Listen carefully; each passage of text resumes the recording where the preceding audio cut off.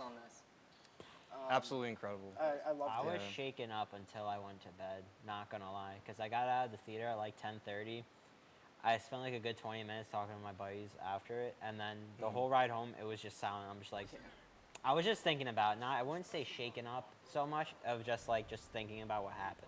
It's impactful. It really is. It is. And I was shocked, honestly. I didn't know how I felt about it at first.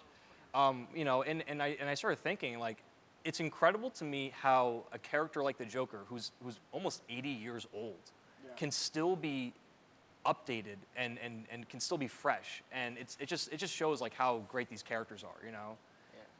Yeah, I agree with that. I mean, I'll put it out there. Joaquin Phoenix did a phenomenal job acting in this movie. I think Brilliant. he's probably going to get an Oscar for it.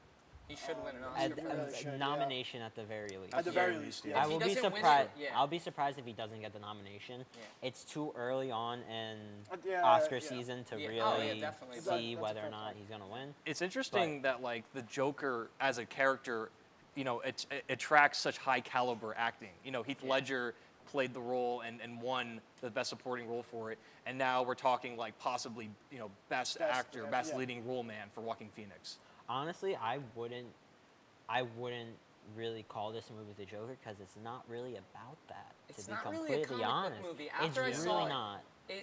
You wouldn't think, if you didn't like read comics or anything, you would go into it and then you wouldn't really feel like a comic book movie Yeah. because it really didn't Yeah, compared this to all is- the Marvel movies. Yeah. You know, like This it is- felt like its own brand. entity. Yeah. Yeah. This is one of those few comic book movies that precedes the genre as a whole, where it's whatever genre first and then with hints of comic book movies. The only other two movies I think actually really did that very well were The Dark Knight with Heath Ledger in it, of course, and Logan back in 2017 Logan's with Hugh great Jackman. movie. That was phenomenal. I think those are that's the trifecta so far. Absolutely. And people talk a lot about like superhero, like, you know, they're getting burnt out on it and stuff. But as long as we keep getting films like Joker that can take something like a character that's been done many times before and update it, make it new, give it a relevant subject matter to deal with, and really just push the genre forward, I think we're gonna have like plenty more to come. Yeah, I don't see that train slowing down anytime soon. I totally agree with that. Especially because of how it seems like recently there's a lot of superhero movies after superhero movies. I mean, you had Endgame come out, and With then a you lot had, of CGI too. Yeah. Yeah, and then you had Spider-Man come out, and now Joker. It's just kind of been a very recent trend, and it's I think picking up a lot of more people who haven't seen a lot of those movies because of how many have been being pumped out. Yeah. No, the cinematography in this movie Oh, and the score it too. looks beautiful. It Yeah. was And it was such a the music beautiful in this movie. movie is What amazing. were your favorite shots? Favorite, I like the opening scene. You know where he's yeah. on the ground when they're zooming out after he The got city, yeah. Yeah, and they're zooming out right before the title card. I think that's a really great shot. Yeah, and the director Todd Phillips has talked in some interviews about how like there's certain shots in there that were supposed to look like graphic novel panels, and you really do see that. I found a lot of shots very graphic novel-esque. Yeah. Yeah, Like- towards the end, I can think of one right now. I'm not going to spoil it yet. We'll get Yeah, into that's for spoilers the end of later. the segment. I like what you were saying about the graphic novel. There was the one scene, like I'm going back to it. It was kind of a slanted shot Yeah. when he was getting jumped in the alley. You know what I'm talking Yeah. about? That was Classic that was Dutch a angle. phenomenal. Yeah, that was a great shot. I also think like, you know, not just one of the best performances I've seen all year, also one of the best scripts all year too. That's a good point. Yeah, I really hadn't thought about that until now, but yeah, it was very just well thought out. It was like the plot worked really well, and yeah, I definitely agree with that one. So, let's get into some of the grittier details because I'd say we're about halfway through the segment. Yeah. So let's get into So some spoiler grittier warning. details. Spoiler warning, yeah. Spoilers. If you haven't watched Joker, I highly suggest you come back and watch this afterwards. Yeah. So I will start this off. He lives in a society that does not care about mental health, and you kind of see him turn from this guy who's a failed clown trying to Comic, be yeah. trying to be a Comedian, stand-up yeah. comic, which draws heavily from Alan Moore's The Killing Joke. Just him getting beat down over and over again and seeing the world through his eyes, which isn't always completely reliable. There are several scenes in this movie that take place completely in his head Zazie Beetz' character, she plays the love interest. Turns out that spoil it once again, never had a relationship They never to even begin spoke, with. It was all except in for his the head, elevator. yeah. They hadn't Except spoke for- beside the elevator. Maybe that happened. Maybe. Well, No, the elevator definitely happened. happened. Everything after else, that, nothing. we don't know. And that's what I loved about this movie. After I walked out, I literally questioned everything. I said, Yeah. I did too. what It, was it real? begs the question of what- if the entire thing Yeah. even happened. That's where I want to go. Arguably, the biggest question, in my opinion, is he the son of Thomas Wayne? That's the thing that I keep on No, going he's back not. to. I feel like I don't because think he so. had the papers saying he wasn't. Well, also, yeah. did you notice the photograph had his signature? It said, "I love your smile, Thomas Wayne." I did see of the that. mom. I noticed Honestly, that. I noticed to that. be fair, if you're giving that to an employee who works for you, you're gonna say something like a little like Perhaps. sweet on like Yeah. the back of something Yeah. for like a gift or something like that. But it's also revealed with the whole Thomas Wayne being his father that his mom was a psycho and ended up being committed to Arkham State Hospital. He finds this out and then proceeds to suffocate his mom. Yeah, well, Yeah. while saying that his life is not a tragedy, it's a a comedy. comedy. Yeah. And And you touched up on this before, but like the idea, the whole movie to me is a big like allegory for, monsters aren't always born that way. Sometimes they're created. They're created. made. And Like this the stepfather, and like yeah, the stepfather. exactly. Yeah, his In this stepfather when he was a movie, kid. he wasn't born with any problems. He was abused when he was a child, and he was given a mental trauma condition where he laughs uncontrollably. And because of that condition, it probably was a huge barrier between him and a lot of people. He was never able to form a lot of relationships with others, and you can really see how that's affected his life, being alone, being depressed, Yeah. feeling like not even part of his own society, Yeah. You know what I really liked at the end? It was that Batman didn't create the Joker. It was the Joker Joker Yeah. created the himself. Batman Yeah. because of the riots, because of his uprising in Gotham. Yeah. They the there's a buggers clown. killed. There's a killed the clown parents. that goes Killed up the to clown. Yeah, the he says Wayne you get what family. you deserve, which is what the Joker just said on the Yeah. talk show. Yeah, and just and shot Thomas Wayne. And Yeah. it was really like kind of it. I expected it to happen, but I didn't know how they were. I Gonna, knew it was gonna come. How, Yeah. how I they were just- gonna do it, but that would seem very fitting, the way that happened because of how that entire society, as we would say, was treated and They and, feel and kind of viewed.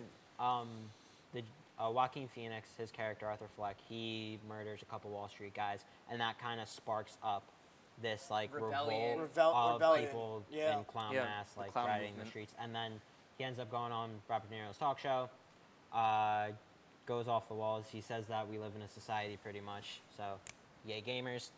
Then he proceeds to shoot Robert De him right in Niro the in the head. head, Yeah. and then gets arrested, gets up free. Like it shows all the riots. Which led to one of my favorite shots when he's standing on the Oh, on the car? ambulance, Yes. with Yeah. takes the blood and And he recreates creates- his Joker yeah. smile. That Was scene's I think that awesome. is my favorite shot in the movie, Yeah. honestly. I forgot about that. All right. Yeah. So final thoughts. What do you rate the movie? Okay, I think it's unbelievable. As a comic book fan, it blew me away. I give it honestly like 4.9. We're doing 3 scoops, right? Yeah, 3 scoops. 3 scoops. Okay, I'm gonna do 3 scoops. 3 scoops. Yeah. I'm gonna give it the same. I'm gonna give it 3 scoops. It's phenomenal. It's probably one of the best comic book movies of the past 10 years, if not of all time. Yeah, I'm gonna have to go 3 scoops. 3 as well. scoops. It just goes. Outstanding. It Yep. just goes so far beyond Everything. the comic book movie genre. Yeah, no, 3 out of 3 scoops. I definitely give it 3 scoops also. That movie was phenomenal. I'm going to see it again this weekend. It's a great So, movie. yeah. All right, guys, that does it. We'll be right back with more Triple Scoop. She always tells me to smile and put on a happy face.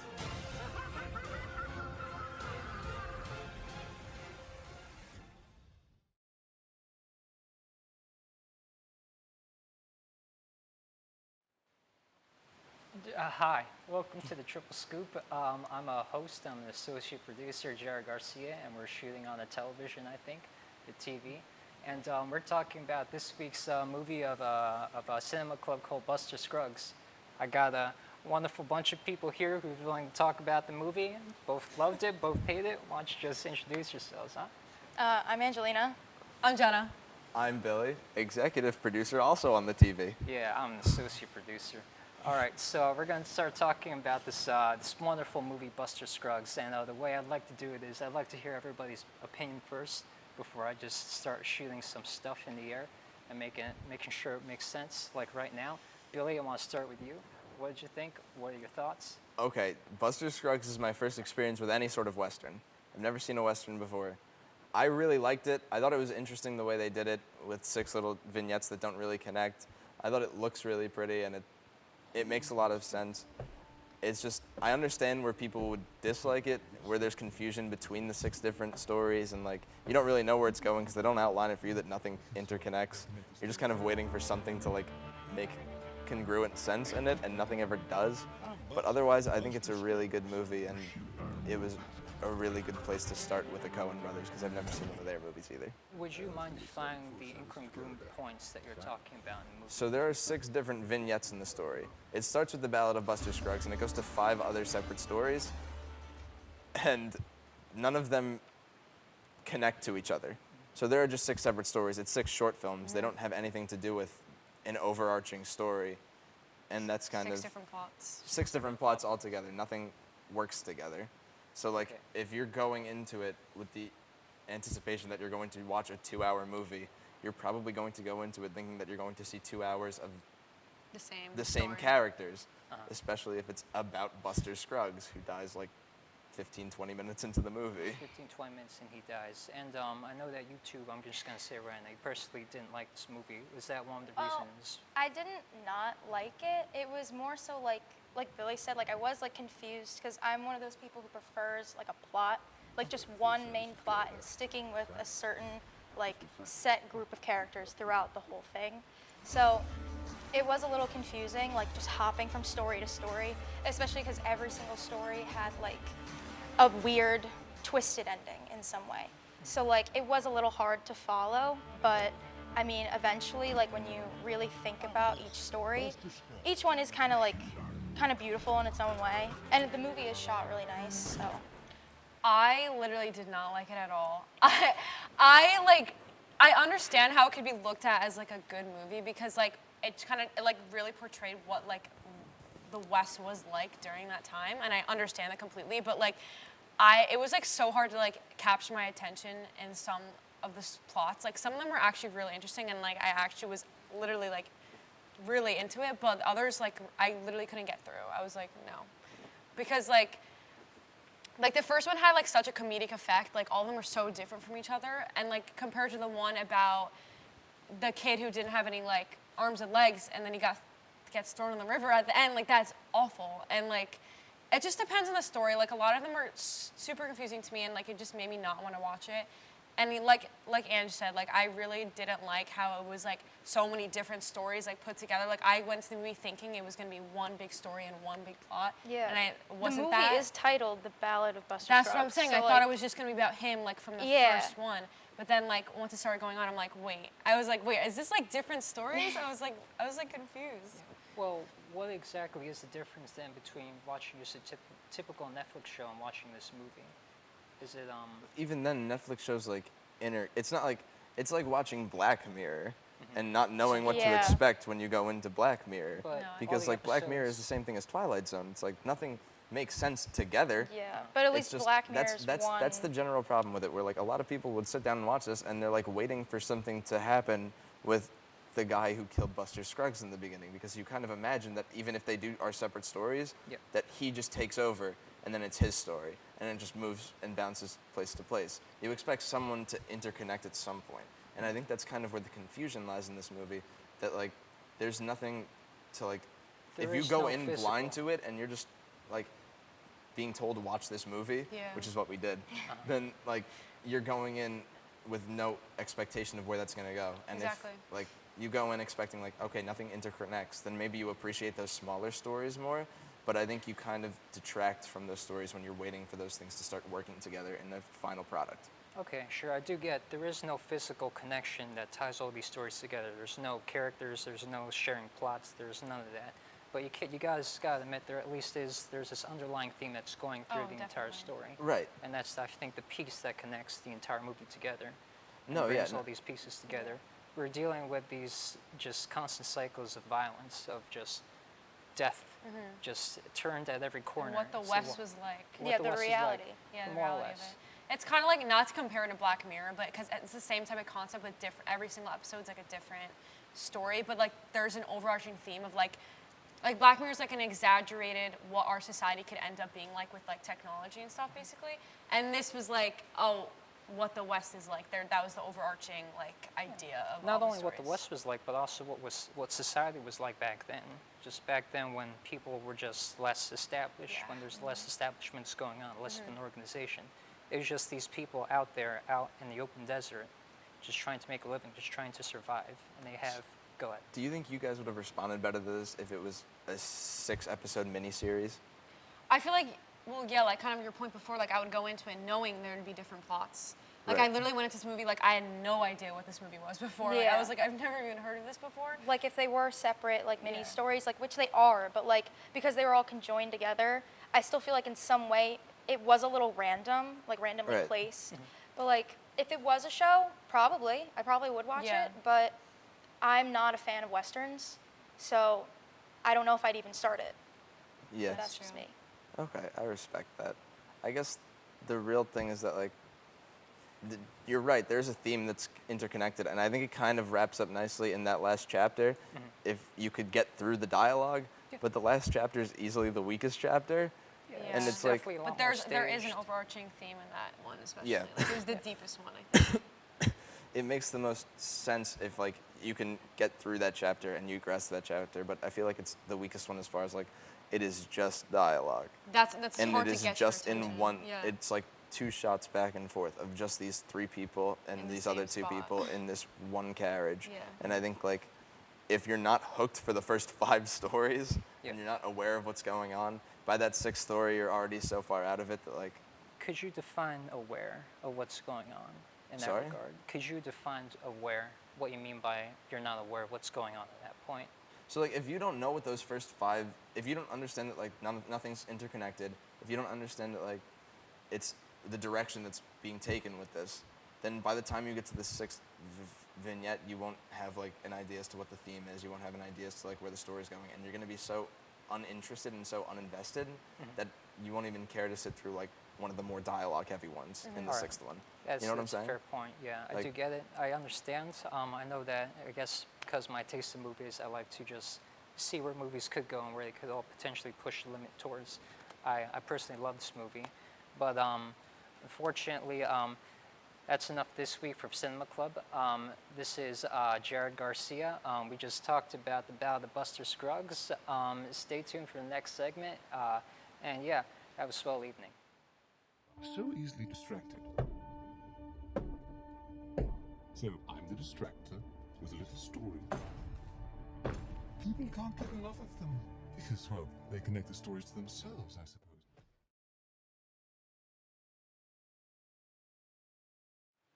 Welcome back to the final segment of Triple Scoop. I'll be your host, Derek Rena. Today we're going to be talking about cover songs. Can they be better than the original? In country music, why don't we like it? I'm joined by Jake. Alicia. Dallas. All right, guys, so let's start by talking about cover songs. So there's a lot of cover songs that we talked about before that a lot of people don't know are cover songs. An example of this would be like All Around the Watchtower. Everyone knows Jimi Hendrix, but it was Fantastic actually song. originally written Amazing by song, Bob Dylan. actually. I did not know that. Like, you think of Jimi Hendrix like he was in the '60s, you wouldn't think he'd be covering other songs, but he really Right. was. Yeah, It was especially just- like back then. Another big one would be I Will Always Love You. Everyone thinks Whitney that's Whitney Houston. Houston. Actually originally by Dolly Parton. Rest in peace. Really? Yeah. Yeah. So what do you guys think? Do you guys think a cover song can be better than the original recording? I mean, yeah, because honestly, if you've got people that are saying that they've never heard the original as opposed to the cover, then wouldn't that speak for itself? It's Yeah. like, which song made the bigger impact, you know, Yeah. to everybody? Have any of you guys ever had a song where you heard the cover first and then the original and thought, actually, you like the original more? No. I have not, no. I know for me personally, first time I ever heard Hurt was the Johnny Cash version in the Logan trailer when that came out. Right. And I remember I loved it and I was listening to it and someone said to me, oh, have you ever heard the original Nine Inch Nails version? And I actually ended up listening to it and liked it a lot more. I can't experience that. Like every song I've heard as a cover, I like better than the original. A perfect example is Nirvana's like live take of "The Man Who Sold the World." Like I listened to that song, it was great. Then I went back listening to Bowie song, and I just didn't like it as much. Even though, like, all respect to Bowie, great musician, but I just don't like it as much. So do you guys like it when artists cover other artists' music and like add their own take to it? I feel like it's, you go ahead. Yeah, honestly, I feel like there's some artists that can take a song that, I mean, in its originality is still really good and a good body of work, but can take it to like a whole different perspective. Like, they can take a song that's originally a country song and turn it into something that's R&B, and it be so much more like influential to people, you know, because it's just the artist's take on it that makes a difference. I think like some people could be too much with it. Like, for example, Jacquees, I know when he first started, like, every single song he was putting out there, it was all just covers. He was taking other people's stuff. Yeah. I mean, he does have his good songs. I think some of his covers are better than the originals, but I think he can go too much with it. I think a lot of people get started in covers too. I know Post Malone, for example. Yeah. There's that video of him covering On YouTube I from don't like know what 7 song. years ago. It's like a Bob Dylan song. Yeah, it's some country song, and And he's it's like just, playing like, him acoustic. playing it, yeah. And you wouldn't expect him to blow up how he is now. Yeah, It's exactly, kinda with crazy. a rap too. Exactly. Seeing him do that. All right, so let's transition to country music. So is anyone here a fan of country music? I'm not a fan, but I don't hate it as much as other people. Like, it's tolerable to me. I think there's like, I may or may not like a couple songs out of it, but country songs, but I don't listen to the genre often. It literally like gives me a headache. I cannot stand hearing it. I don't get the hype. Okay. So personally, I like older country music, Johnny Cash, or like even folk, like White Buffalo. Okay. I can enjoy listening to that, but like modern country, I can't stand. Like I've gone to concerts with friends, and it's just, I can't get into it. Oh, you've been to like an actual country Yeah, I festival? went to. Who's the guy that sings the fried chicken song? I don't fried even chicken know what that song Fried is. chicken, cold beer on a Friday night. You see, I don't- Someone is in the It studio sounds screaming at the very camera familiar. Right Like it has like an American aspect to it. I know exactly. Well, what you're they're all talking like that. about. Fried chicken. That's my thing. They all sound the same. Zach to Brown me. Band. Zach, is that it? Because he I don't know. had some rock songs as well. I think. Like I don't Heavy know. as the Head. Like that's him. Okay. I was at the concert. I didn't know Okay, any of the songs. They did a Van Halen cover at one point, and I was like, I know this one. I know this one. But like, yeah, no, I don't know any of it. It was a free ticket. Go for me. Oh, you know what? Might as well go. Actually, I didn't pay for it. So free ticket. I walked. I thought my friend bought a ticket for me. So when we walked up, she knew the guy who was scanning the tickets. She like gives him a hug. She scans her ticket, and then I walk in. I never scanned a ticket. I thought she scanned 2 tickets. And then like 30 minutes into the concert, she goes, "Hey, how much did you pay for your ticket?" And I went, "What?" And she's like, "Didn't you pay for your ticket?" And I went, "No, you bought my ticket." She goes, "No, I didn't." And I go, "I got in here for free." Well, can't complain about that then. Yeah. You know, free concert. And Right. Just experience. Definitely. But so you said, are there any particular songs that like country that you enjoy? I mean, one artist that I know was popular growing up that I had listened to was Carrie Underwood, because like she was like that bridge between country and pop for like our generation that like we all like really liked. I forget the song that she had that was really popular. It's like I shut my kids. And I mean I really like that song. Her and also who was the other one? She came off of American Idol. Kelly Clarkson. Kelly Clarkson. She was another one that was like the bridge between country and pop, and that's kind of like the only music that I had actually listened to. Yes. And like to a more modern generation like ours, like Taylor Swift also does that because she started in country, and now she's very pop focused, and it's. Well, you guys are There's talking. a lot of like controversy around her too, because I know like her music has more transitioned strictly into pop than it is country now, and I Same know with like a Miley lot of people Cyrus. like Absolutely. yeah, She exactly. was like really country at first, Yeah. and then now She just flip flops. Yeah, she said Strictly she like did a pop. whole like R&B Yeah. album, Yeah. like it was crazy. And now it's like Wrecking Ball. Half naked on a That was a wrecking good ball. song. that was a It good was a good song, song. definitely. Not cannot King Kong. deny It that was- one. That was what, Interesting 2014? video. That was a while ago. I don't know. That was a Shoot. long time ago to think of. I think I was in like 8th grade because I just remember the memes. Everybody was Yeah. going That crazy. was 5 years ago to think of. That's wild. Yeah. She's naked on a wrecking ball. Ah. Yeah. Miley Cyrus really I did think change that a was lot. like one of the Yeah. first ones where people like still saw her as Hannah Montana. Yeah. So it was like you Shocked. saw that and you were like, She's naked. Yeah. But now I think like she's transitioning back to like her roots where she's not all crazy and out there now. She's more like low key. I actually think she just dropped an album or Really? some Did type she? of project. I had no Yeah, idea. I think she I've been did. seeing it on Twitter. I hear it like you'll go through like a shopping mall or something, and like you'll hear a couple of those songs. Yeah. Exactly. So you mentioned like Kelly Clarkson and Carrie Underwood being like pop and country together. What do you think about Lil Nas X and Country Roads? Because that's kind of that mix That of mix country between. and rap. Honestly, I think what he's doing is actually really great because he's taking a genre that's been so. I mean, it's just been so, I don't want to say anti-black, but it's just been like there haven't been many black artists to come out in a country genre. And then it's like him actually dropping a song was so, you know, it was so controversial because it's like people were like, is this even really country or is this still hip hop, you know? And then once he got his feature with Billy Ray, I think, and then that was able to be on the country charts, I think that made like a huge, like, it made a statement to basically the music industry and the country music industry specifically. Like, we're here, like, we can bridge this gap between hip hop and country. It doesn't have to be on two separate ends of the spectrum anymore. Do you think also, like, he's gay? Like, you don't. And he's You don't see gay. that in country music. So, Yeah. like, that's a good take. Openly from, like, gay, exactly. yeah. He admits on social media everywhere, like, like, that's who he is, and it's a good take, like, a good refresher on music, like, shine a new light on country music. It's pretty cool. It's like, I think it's just something kind of brand new. Like, I would have never expected myself to listen to anything And country he really related, blew and up. like, I actually like the songs. They're good. And his song was like, I think it was like, it broke a record for being number Yeah, I one, think so, the yeah. It was longest. For like yeah. 15 weeks or something. Like, Yeah, it's insane. 15. It That was was, that to me was amazing too. The amount of songs that have come out of all time. All right. That breaks So, sorry to cut you off. We're running out of time. So, real quick, I just want to run through a line. Everyone to say a song that they've been listening to. Personally, I've been listening to Denzel Curry's cover of Rage Against the Machine's Bulls on Parade, which inspired this whole conversation. I've been listening to Highest in the Room by Travis Scott. Just dropped last week. Great song. Great song. I've been listening to Body by Summer Walker. I think she's just doing great with R&B music right now. I was gonna say that same exact song, "Body" by Summer Walker. That whole album is It's 10 out amazing. of 10. You gotta check it out, guys. All right. That's all for tonight. Have a good one and good night. Good night.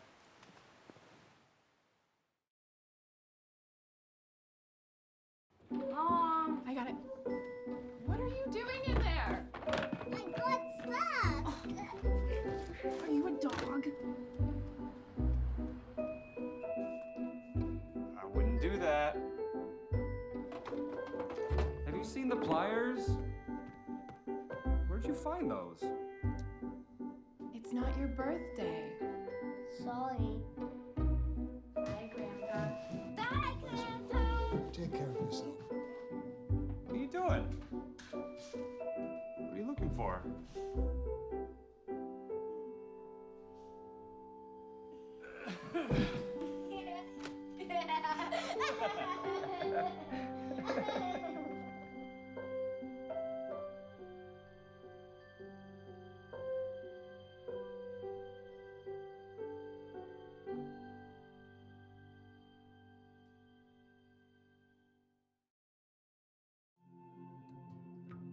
When I was growing up, my mom was extremely tidy.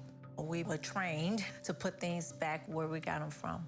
One day, when I walked into my mom's house, I felt like I walked to someone else's house. There was stuff everywhere. And just growing up the way I grew up and to see this transition was very alarming. When Sean talked to me, it was a wake-up call, and that's when I went to the doctor.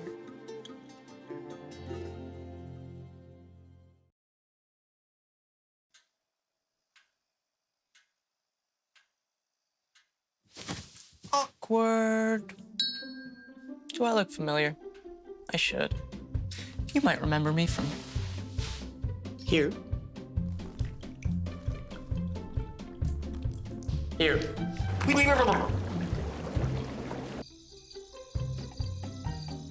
Or maybe even here. But an awkward silence can be a great thing.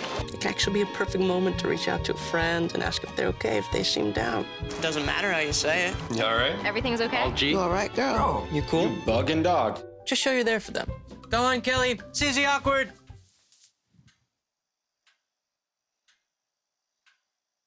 Hey, you haven't really been yourself lately. Are you okay?